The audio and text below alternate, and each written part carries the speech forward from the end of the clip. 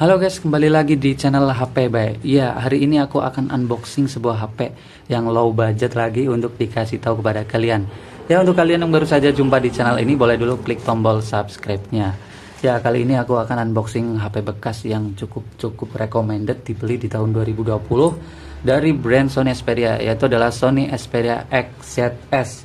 Ya, aku belinya dari seller Bang Beno di Shopee seperti itu dengan catatan lecet second.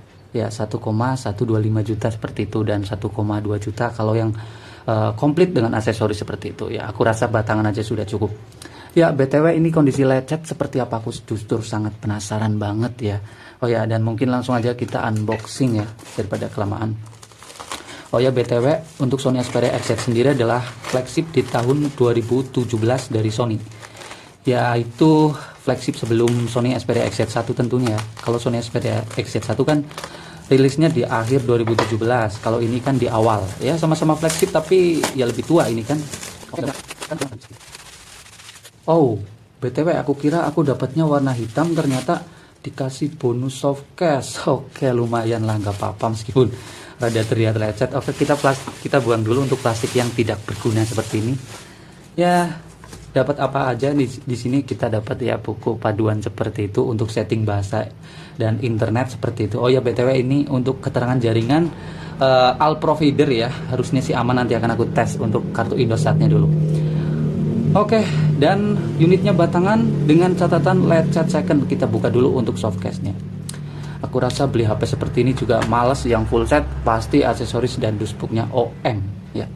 Ya lumayan lah dapat buat pelindung, soalnya susah nyari aksesoris Sony. Ya, ini adalah HP-nya. Waduh, cukup parah lecetnya ya. Oke, sambil aja dihidupkan. Oh ya, BTW aku langsung cek untuk emailnya, pasangin kartu dulu coy. Oke, sambil dihidupkan dulu, ini kartu apa? 1, 2, 3. Waduh, lowbat coy, cas dulu. Oke guys, dan ini adalah tampilan awal dari Sony Xperia XZS. Ya, sekarang kita lihat dulu untuk desain dan bodinya. Ya, dari bagian depan seperti biasa memiliki layar 5,2 inci, terus ada stereo speaker, posisinya ada di atas dan di bawah, terus ada kamera depan 13 megapiksel, ada sensor dan ada label Sony seperti itu.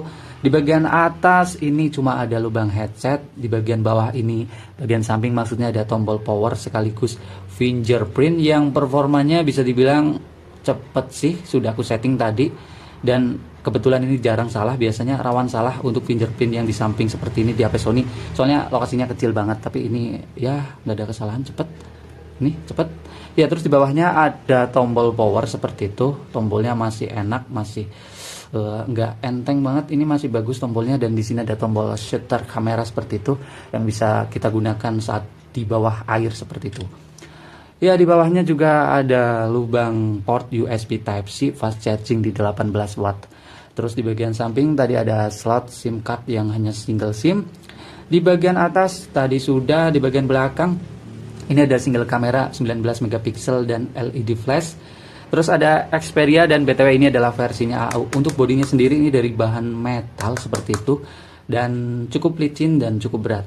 Oh ya, BTW secara keseluruhan desainnya ini plak-ciplak mirip banget dengan Sony Xperia XZ. Cuma perbedaannya itu di bagian LED flash. Kalau di XZ biasanya setauku di samping. Juga ini sebenarnya mirip banget dengan XZ1. Cuma XZ1 itu lebih tipis, dari ukurannya sama, dan kalau XZ1 itu nggak bisa berdiri, ini bisa berdiri seperti itu karena bagian atas dan bawahnya itu flat design banget, rata. Oh ya, untuk kemulusannya ini bisa dibilang ya order lecet ya, udahlah aku maklumin ini memang sangat lecet, paling cuma ya 80% kemulusannya lah. Dan sekarang kita lihat untuk tampilan displaynya. Yang pertama kita akan lihat untuk cek kode. Sebelum cek kode aku akan kasih tahu spesifikasinya dulu karena sudah aku install aplikasi di sini. Oke, buat ngecek spek. Ya, untuk speknya sendiri Sony Xperia XZ memiliki layar 5,2 inci Full HD resolusi, terus untuk RAM-nya 4 GB dan internalnya 32 GB. Lebih gede daripada XZ, cuma internalnya sama dengan XZ ya, seperti itu.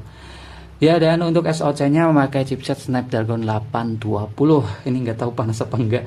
Terus di selanjutnya ada penyimpanannya tadi, RAM-nya 4 GB, tinggal 1 GB saja yang free, dan untuk internalnya tinggal 19 GB. Ini belum diapa-apain.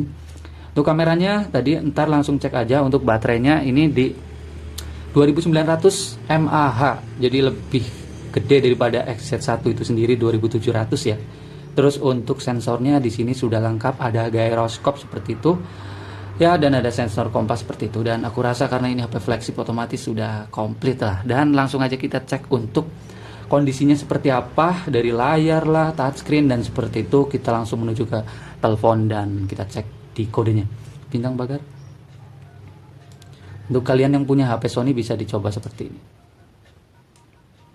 Terutama aku sangat penasaran banget dengan sensor pressure-nya ya. Soalnya kalau HP Sony itu pressure harus rapet, jadi ya istilah gampangnya jadi HP-nya masih segel, belum pernah kebongkar dan renggang-renggang seperti itu ya. Langsung aja kita lihat untuk pressure sensornya. Oke, dan langsung aja kita tes sambil ditekan. 1004. Ini pressure-nya sih naik sekitar 7 angka, cuma pressure-nya rendah banget di 104. Aku nggak tahu ini masih tahan air apa enggak. Soalnya BTW ini HP ini sudah support di water resistant IP68 seperti itu. Memiliki sertifikat tahan air di 1 meter 30 menit kalau nggak salah. Ya, selanjutnya kita akan lihat untuk versi OS-nya di OS berapa nih. Di tentang ponsel, BTW ini sudah bisa bahasa Indonesia ya. Tidak seperti produk lain, Fujitsu atau yang lain. Ini Androidnya masih di versi Nougat seperti itu, jadi belum update ke Oreo maksudnya, tapi bisa. Oke, dan HP ini tadi sudah ada fitur fingerprint, ada NFC seperti itu, cuma nggak aku cek karena kelamaan. Ya, BTW untuk sinyalnya tadi aku sudah pasang, coba kita aktifkan datanya. Oke, tadi aku udah setting APN dan sudah download. Ini tadi sih, ya untuk sinyalnya sih masih lancar jaya, nggak ada pemblokiran. Karena ini keterangan yang si penjualnya juga all provider seperti itu. Cuma di sini masih nangkep H+, tadi sih 4G. Oh ya, BTW untuk versi AU memang mentoknya di 4G saja, nggak bisa 4G+. Kalau Docomo itu 4G+. Ya, selanjutnya aku langsung ke kameranya aja dulu ya. Ini kan salah satu HP flagship, kameranya seperti apa. Oh ya, untuk kameranya ini ada menu. Pertama ada menu Pro yang bisa disetting-setting dari fokus, auto, dan white balance seperti itu. Untuk kalian yang hobi fotografi harusnya good lah. Dan untuk normalnya ini mentok di resolusi 19 megapiksel. Terus kita kesampingkan dulu, kita buat tes foto maksudnya. Nanti akan aku tes di foto luar ruangan. Oke, untuk hasil fotonya seperti apa? Oke, gambarnya cukup tajam, dan ya memang kamera Sony itu warnanya ala-ala iPhone lah, jadi nggak muluk-muluk, nggak efek-efek seperti itu, sangat natural. Dan untuk videonya bisa mentok di 1080 pixel, bisa 60 fps. BTW ini juga bisa 4K maksudnya tadi. Nih ada juga fitur 4K. Terus ada juga rekam videonya di kamera belakang bisa di slow motion 960 fps ya. Dan nanti akan aku tes di luar ruangan saja. Sekarang kita kembali ke kamera depan. Wow, kamera depannya cuma 13 megapiksel. Yang nggak cuma ya, itu udah bagus lah ya. Soalnya HP seperti ini memang nggak gede-gedean piksel, nggak kayak HP sekarang pikselnya sudah sampai 100-an. Ya, untuk videonya ini bisa Full HD seperti itu kamera depan, dan ada fitur steady shot di kamera depan, ini sangat jarang banget. Seperti itu. Oh ya, BTW tadi di kamera belakang juga bisa steady shot, dan ada fitur autofocus seperti itu, perpindahan fokus dan tracking fokus di bagian sini nih. Tracking fokus seperti itu yang aku sangat suka banget di HP Sony ya, karena aku pengguna Sony. Oke, kita lihat dulu untuk fotonya seperti apa di kamera depan. Ini juga bisa 13 megapiksel. Kita buat foto dulu. 1 2 3. Oke. Untuk tes-tes ringan di dalam kamar ya, ini pencahayaan yang sangat ngepres. Ini gambarnya sih sangat basic, mentah banget, maksudnya nggak ada efek yang berlebih, sangat natural, dan ya ketajamannya sudah cukup oke untuk di zoom seperti itu. Ya, nanti akan aku coba di luar ruangan. Oh ya, dan ini adalah hasil foto dan video di luar ruangan.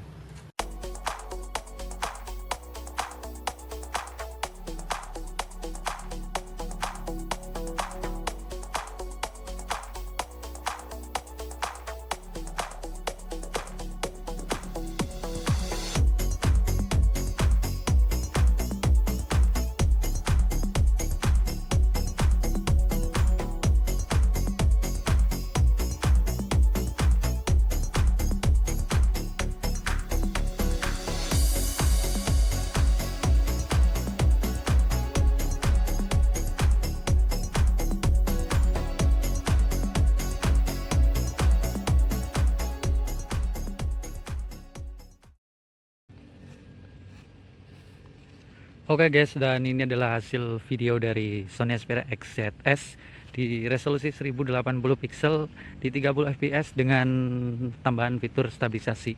Oh ya, untuk stabilisasinya ini bisa dibilang stabil ya. Coba kita sambil jalan. Backlight, ini backlight, terus kita ke yang terang. Fokus. Perpindahan fokusnya cukup cepet banget ya.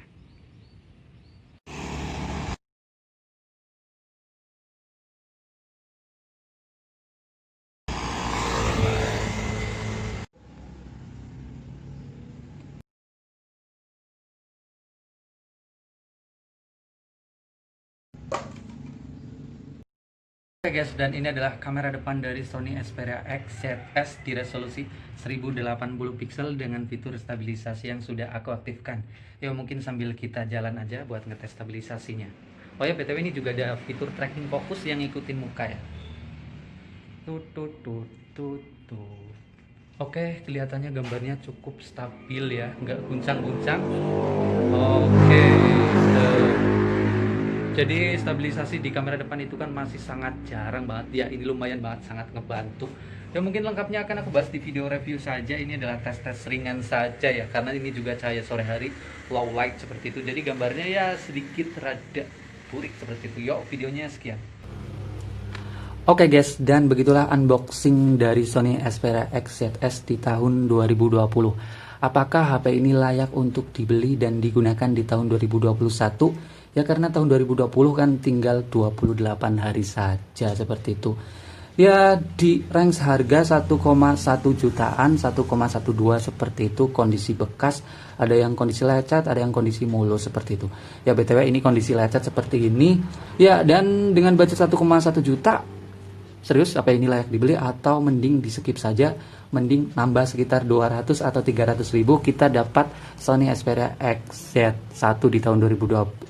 Mungkin nanti masih recommended banget karena chipsetnya lebih bagus dari ini, Snapdragon 835, kameranya juga otomatis lebih tajam dan internalnya juga lebih lega di 64 GB. Kalian bisa menuliskannya di kolom komentar pendapat kalian dengan Sony Xperia XZS. Barangkali kalian sedang memakai atau kalian sedang pingin, kalian bisa menulis semuanya di kolom komentar. Yang pasti HP ini lebih bagus daripada XZ, tapi nggak lebih bagus daripada XZ1, yaitu XZS. Videonya sekian, jangan lupa like, komen, dan subscribe. Bye. Oh ya BTW, mending beli HP BM apa HP resmi? Ya, kalian bisa menuliskan di kolom komentar.